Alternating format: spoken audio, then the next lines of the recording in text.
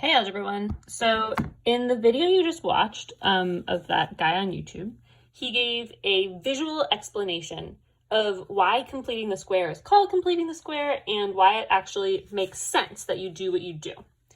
I want you to keep digging into this, and to do that, I'm going to have you do a real life, physical, with real tools that aren't on a computer demonstration for yourself. So all you need is a pair of scissors, something to write with, and paper. Pause me and go get those things, and then come back and I'll give one demonstration of how to do this, and then I encourage you to do it with a made-up complete the square problem for yourself. So here's my problem. X squared plus 6x equals 4, and I'm going to complete the square using a visual representation. Just like in the online video, I'm going to rewrite this as if it were visual, using kind of the array-based models. So x squared in a visual world would look like a square where each side of the square is x long, right? Because it's a literal square, so if you do x by x and multiply it together, you get x squared. So the area of this square is x squared. Now I'm going to make one for 6x. So 6x has one side length that is 6 long and one that is x long, because x times 6 equals 6x. I'm going to line that up just like that.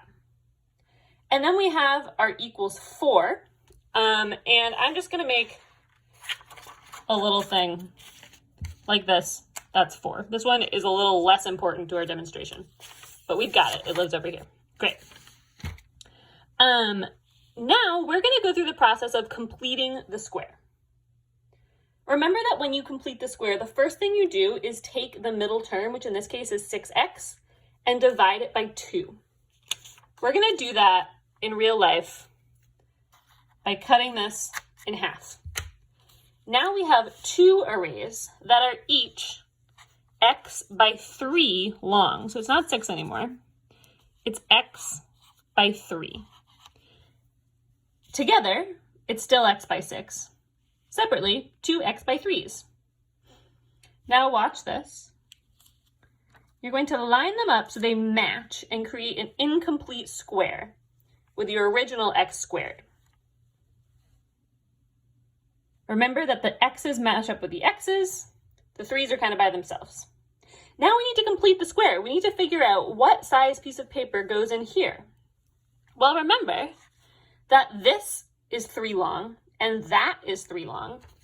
So the thing that's going to fit in there is a square that is 3 by 3. And what is the area of a 3 by 3 square? Well, it's 3 times 3 is 9. And that's how you complete the square using the algebraic version, right? You divide this 6 by 2 and get 3, and then you square it and get 9. It's this 9. That's where it's coming from. So now that we've got the visual, let's finish it out algebraically. So now we have x squared plus 6x plus 9 is equal to 4. And remember, you need to add the 9 to that side too, because if you add 9 to this side, you have to add it to that side or you get unbalanced. And now we have to factor this. We could do our rules of factoring, or we can look back at our square and figure out what the dimensions of the square are. Well, this side is x plus 3 long. This side is also x plus 3 long.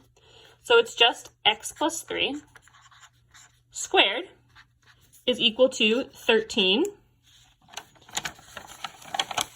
To finish this out and actually solve for x, we take the square root of both sides, get x plus 3 is equal to plus or minus the square root of 13, and then we subtract 3 from both sides and get x is equal to plus or minus the square root of 13 minus 3.